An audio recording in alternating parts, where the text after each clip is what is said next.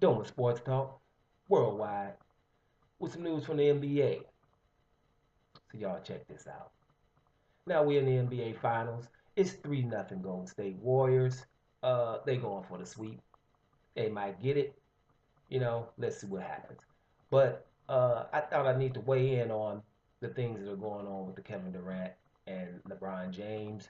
You have people saying now that Kevin Durant is surpassing LeBron James.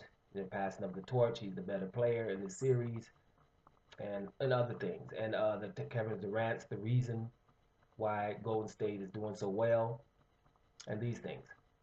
Well, when you're talking Kevin Durant, you're definitely talking about one of the top 3 or 4 players in the league. I have a different, opinion about him being the second best player because I ain't putting nobody over Westbrook. I know what I just saw. Okay, I know what I just saw.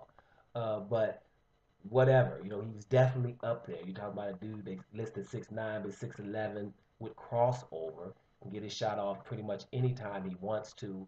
And stretch the floor at being a three, can shoot threes. Can dribble good enough to work the high pick and roll.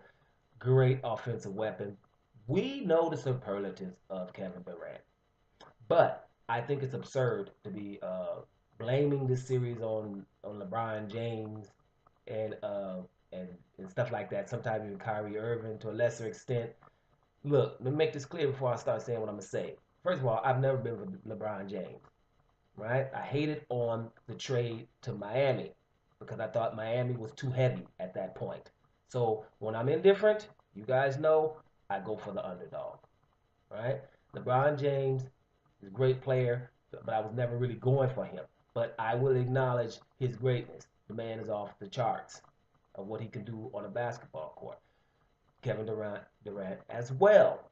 Only Kevin Durant, his problem is going to be this Golden State Warriors team is not going to be measured on winning this series.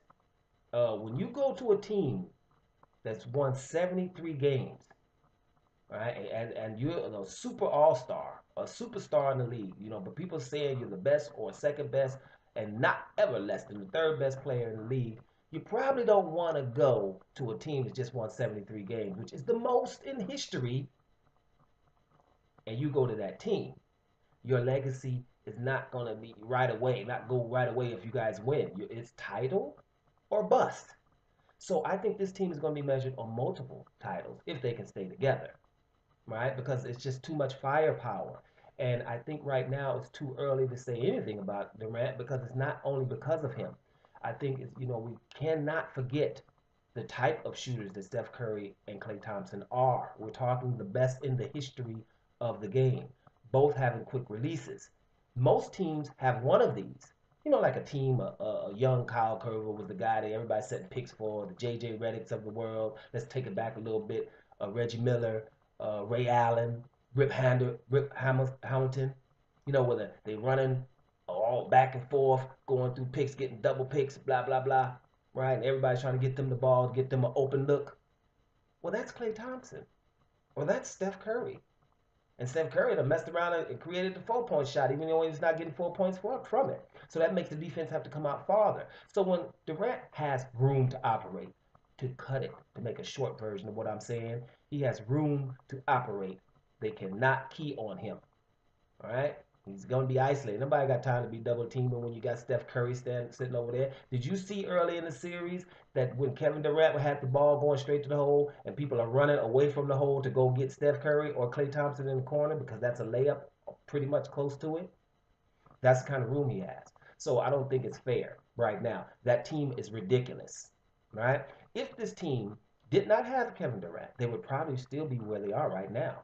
Only difference would be Sean Livingston would probably be giving you 15, 6 and 6 with his skill set that people forget. Probably the best mid-range shooter or one of them in the game right now. 6'7", playing the guard position.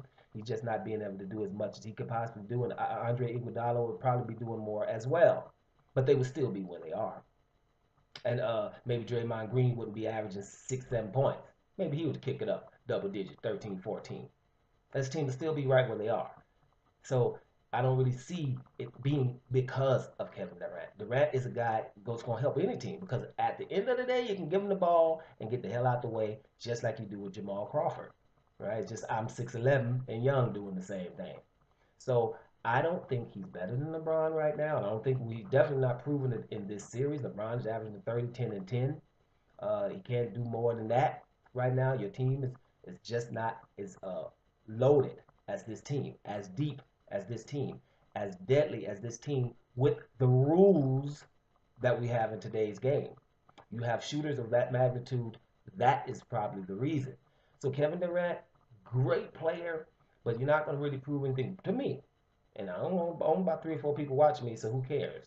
But I'm just saying, to me, no, it has to be some multiple things going down for me to give that team like all time respect. It's a good team that was put together, just like Miami, who I hated on. You get put together, and you have more talent than everyone else right now. It's not someone persevering and making adjustments. For crying out loud, they still haven't lost a playoff game or in the finals. What does that tell you? Oh, Kevin Durant's so good. Is that what that tells you? Is that what you're getting from this? Cleveland has been playing their hearts out, right? A couple of times we've seen them walking back. No, no. They every time that Golden State's hit them, seem to come back. They're trying, but what happens? They go down there and score a magnificent point from Kyrie Irving going to the basket, finish, make a hard 2-point shot, and then they go back and somebody hits three. LeBron comes in the lane, dunks on somebody. They go back and they hit three easily, quick, and it is what it is. So it's hard to beat a team like that, especially with these rules.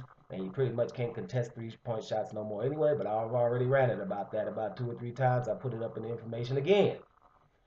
No, Kevin Durant's not the best in the league yet. That would still be LeBron. And I'm not gonna say we. I don't speak French, but most of the pundits and stuff have a short memory. Let's not go and get on the Kevin Durant bandwagon because he's winning this championship that we knew he was gonna win anyway. Last year when he went there, 73 wins plus Kevin Durant. That means title. I didn't see nothing else coming. There's no surprise in this. This is not surprising at all. So let's just enjoy it. But LeBron is still the best on the planet. Okay? That's what I think. Dome Sports Talk worldwide, and I'm about here.